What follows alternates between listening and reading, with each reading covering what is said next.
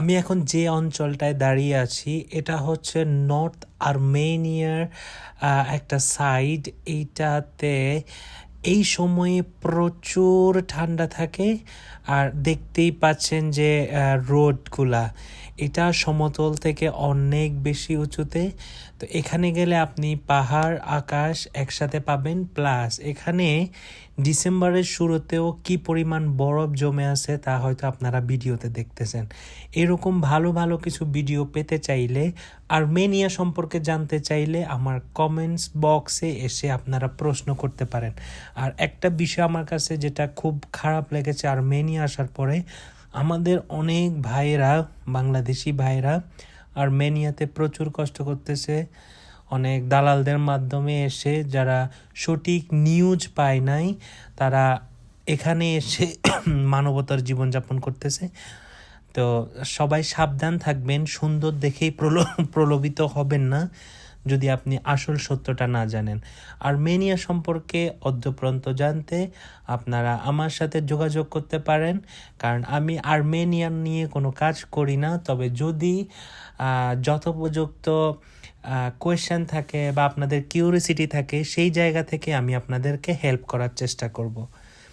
তো সবাই আমার ভিডিওটা দেখতে। তো আজকে আমরা আরেকটা প্লেসে আসছি, এটা অনেক ফেমাস একটা চার্চ, মনস্ট্রেট চার্চ। সো এটা অনেক হিস্টোরিক্যাল একটা চার্চ খ্রিস্টান ধর্মাবলম্বীদের।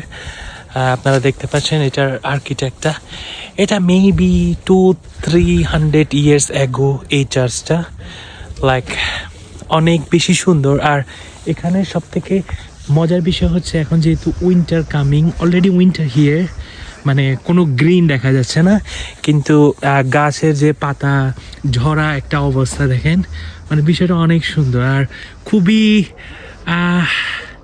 লাইক আপনি আসলে আপনার মাইন্ড ফ্রেশ হয়ে যাবে এমন জায়গাগুলোতে আসলে। আর জনসংখ্যা অনেক কম, তো এখানে আপনি তেমন একটা মানুষ পাবেন না, ম্যাক্সিমাম জায়গায় শুধুমাত্র ট্যুরিস্টরাই আসে।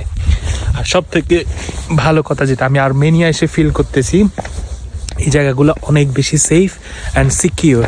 আমার লাইফে ফার্স্ট টাইম আমি কেবল কার উঠছি, কিন্তু এত শীতের ভিতরে মানে এই যে একটা অভিজ্ঞতা, লাইক মরে যাচ্ছে শীতে।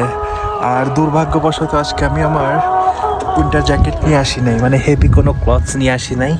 সো আমাকে পুরা মানে হাড়টার সব কাঁপাই দিচ্ছে। আমার সাথে আছে ব্রাইট ফ্রম গানা। তো এখানে আসার পরে ও আমাকে খুব ভালো সঙ্গ দিচ্ছে, কালকে ওর সাথে দেখা হইলো।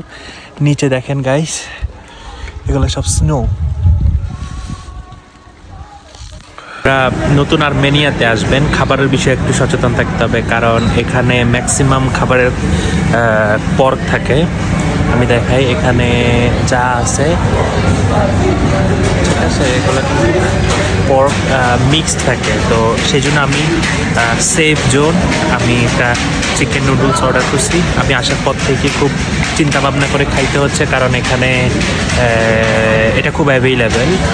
সো বি কেয়ারফুল, যারা নতুন আসবে তাদের জন্য বিশেষ সতর্কবার্তা।